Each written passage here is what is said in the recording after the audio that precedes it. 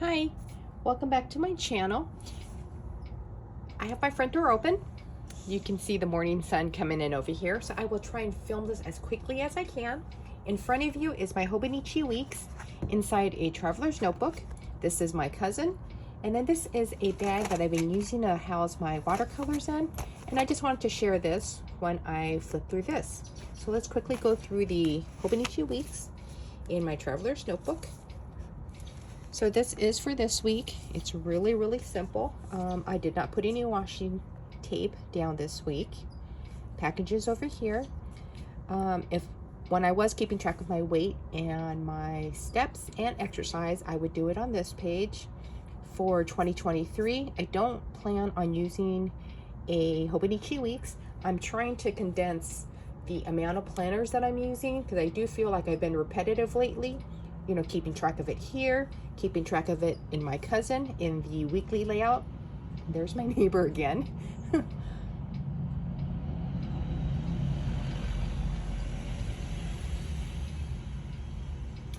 And so yeah, so my plan is to not use the Hobonichi Weeks, and I actually did not pick one up if you watched my Hobonichi unboxing. And the one thing I do want to show you is if you are new to Hobonichi Weeks, they do have a plastic sticky insert. So it's right there. I don't know if you can see it. Let's see, yeah, right here. So you can place it anywhere in the Hobonichi Weeks, and what it is meant for is to slide things in. Now, in my case, I like this little sticker thing, like a decorative piece that came with some stickers that I bought. So I taped it down so that my stickers will stay in place when I slide this in. So it's like that, and that way it won't slide this way because it's taped right here. And then the plastic piece that comes with the Hobonichi Weeks has an adhesive on the back, like here and here. And then it's opened right here. So in case you do have a brand new Hobonichi Weeks and you weren't sure what this was for, this is how I use mine. Now let's go to my cousin, and actually let's go this way. So this is 9.5 months of stuff in my Hobonichi cousin.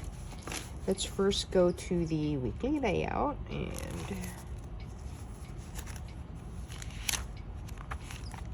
so this is for this week.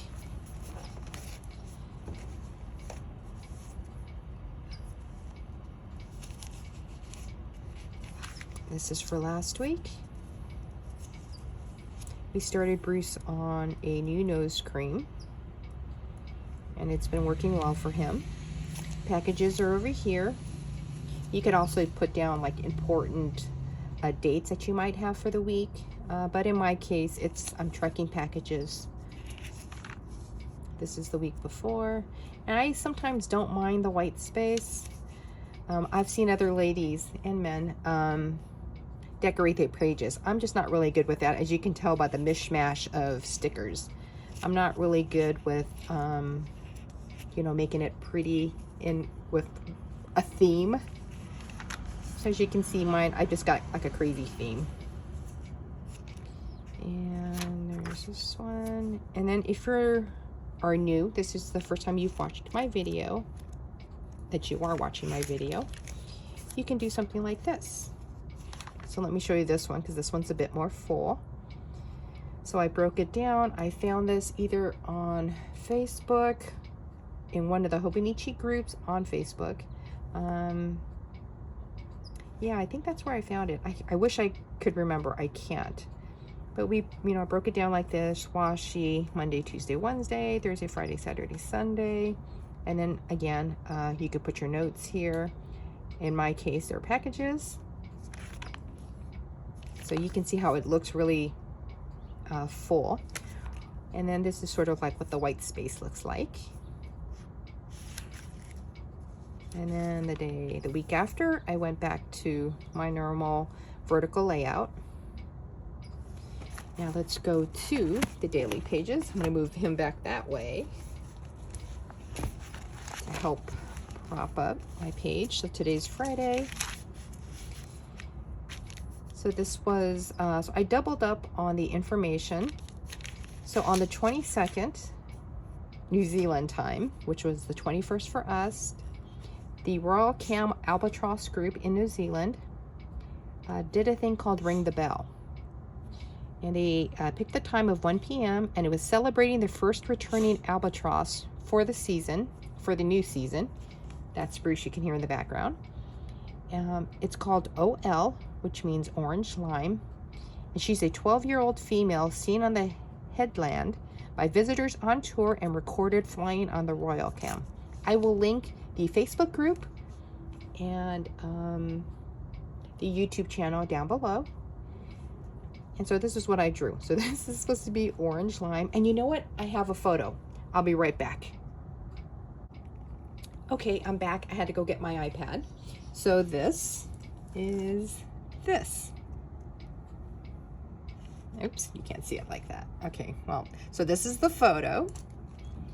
And then there she is, what I try to interpret. So the only thing I really sketched in was the bird, because I wanted to make sure that I got her shape correctly. And then everything else I just kind of eyeballed with the color. And I don't think it came out too bad. So this is OL, and again, I will link their Facebook group and their live cam down below. Okay, this will be my last update for Victor. So this happened on, I think, September 19th. So this is from the Ojai Raptor Center. I could not write all of this down, so I went ahead and I printed it out. So it's a very long printout. I taped it on top, and I did not want to doodle the photos of Victor only because this will be the last time I'm going to talk about him. So Dr. Peter Shart, he is the research wildlife ecologist. They released Victor on a private property on Hollister Ranch, California, with the permission of the landowners. And so when they freed him, they took some photos, and so this is what they shared with us on Facebook. And so I wanted to remember him by printing out the photos and then taping it in. So this is what it looks like. They do have a small clip of Victor flying, so you can see Dr. Sharp releasing Victor, and then you see Victor kind of hop out of the carrier and then fly around a couple of times and then kind of disappear into some trees in the background. So I will link that down below so you can finally see Victor if you haven't watched him before, but see him for the last time, and hopefully we'll see him again in the future. So this is Victor, and again, this will be the last time I will talk about him unless he shows up again. This is, I wanted to do a comparison of this northern albatross and a southern albatross. So if you've been following my videos the past couple of weeks, I have been following, tracking, drawing QT, which is the quarry track albatross, since she was a baby to when she fledged. And her dad was called OGK, and he's a hybrid mixture of a southern and northern royal albatross. And so then, you know, this talked about his background a little bit. So his grandmother is a WBR, which is a female southern albatross, and then OWR, which was a male from 1985. So OGK is slightly larger than other northern males. And so I was kind of curious, and so I drew it out.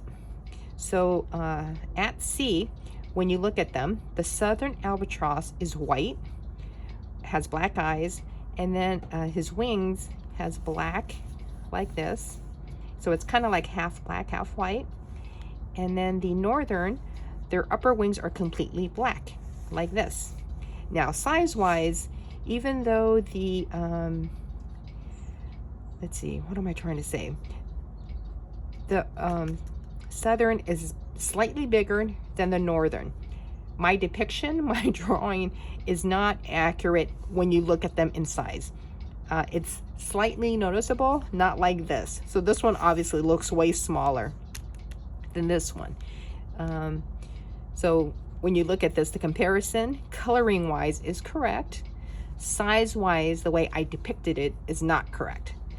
The Southern is slightly larger than the Northern, but not like the way I depicted it. So hopefully that will make sense. So there's that. And then here I wrote about QT's parents, which is YRK, which is yellow, red, black bands, to OGK, which has orange, green, black bands, and he's the male. And so I wrote down QT's parents information on this page. Now on this page, I decided to draw a bullseye pistol shrimp. And then these are sketches that I did. I had in pencil that I colored in. So here's that little snail that I mentioned. Here's that baby possum that I colored in. Here's Claude, the albino alligator. And he does have white paint on him, and you can still see the pencil marks that I haven't erased yet. Fairy penguins with a really awesome story. And that is it for my cousin. And then really quick, let me just show you. I can't remember where I purchased this bag. I want to say it was Box Lunch or Hot Topics. I don't think it was Disney. But in here, I keep my watercolors. So I'm the kind of person that I don't like mixing colors, which is why I have so many different trays. So with the specific colors are right there. And if I need to mix a color, like I need to blend in the color, I will do it on the paper itself. I won't do it on the lid, even though you see a little bit here. I'm a little weird like that. So I have, this one's called Decadent Pies. There's my other neighbor. Let's see, I have different colors.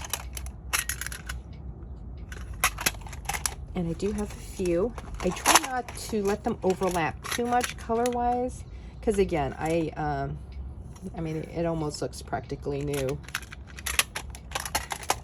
And then I have this water brush, and I really like this. And again, I am not a professional, as you can tell by my drawings, artist like that. Here's another one. This one's called Tropicals.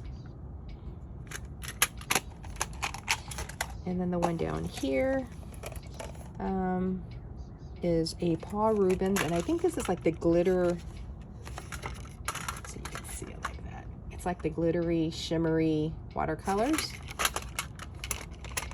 And it looks like that. So I generally sketch first, and then I'll find some time later to watercolor, and then I will try to watercolor all at the same time. And so that is my watercolor bag. So this is a quick flip through of my Hobonichi Weeks, cousin, and then my watercolor bag. If you liked the video, please give it a thumbs up. If you didn't, please give it a thumbs down. Subscribe if you'd like to see after the pin videos of my cousin, my weeks until the end of the year, and I think that is it. Have a good weekend, and I'll see you guys next week. Bye.